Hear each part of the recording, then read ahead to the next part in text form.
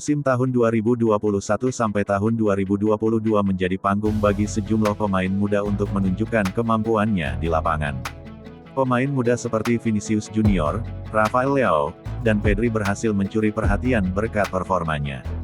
Dengan musim baru akan segera dimulai dalam beberapa pekan ke depan, para penggemar berharap bisa melihat kembali dan menjadi saksi dari berkembangnya sejumlah pemain muda yang akan mewarnai sepak bola dunia.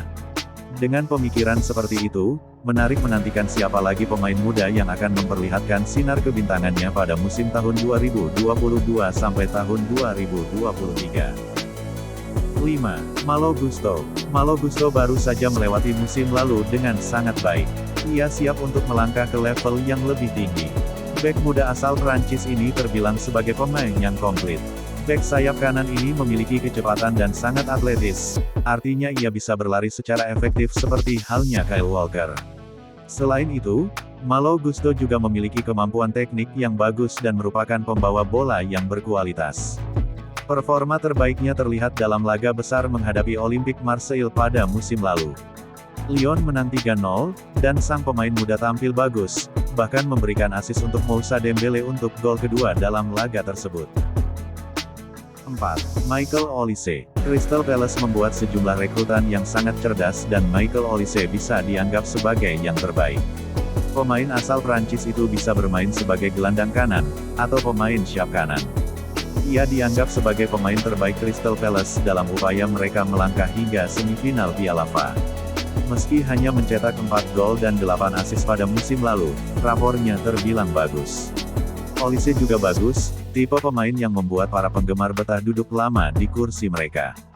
Dia juga memiliki tembakan yang fantastis dari situasi set piece begitu sudah masuk dalam alurnya, Olise dengan mudah mencetak gol. Ia bahkan mencatatkan assist hingga 2 digit untuk tim lamanya. 3. Julian Alvarez. Julian Alvarez tiba di Eropa setelah benar-benar mendominasi sepak bola di Amerika Selatan. Pemain muda asal Argentina ini telah bergabung dalam scout asuhan Pep Guardiola, Man City, pada musim panas ini. Alvarez sering bermain sebagai seorang striker untuk River Plate. Namun, kedatangan Erling Haaland yang dikombinasikan dengan kepergian Gabriel Jesus dan Raheem Sterling memiliki arti bahwa ia juga bisa bermain melebar. Jika Alvarez bisa segera bermain di Premier League, ia punya semua yang dibutuhkan untuk menjadi pemain kelas dunia. Rekor mencetak gol yang dimilikinya sudah membuktikannya sendiri. Tahun ini saja, ia telah mencetak 18 gol dalam 26 pertandingan. Eduardo Camavinga. Eduardo Camavinga sudah sejak lama disebut-sebut menjadi satu di antara gelandang muda yang menjanjikan, terutama di sepak bola Eropa.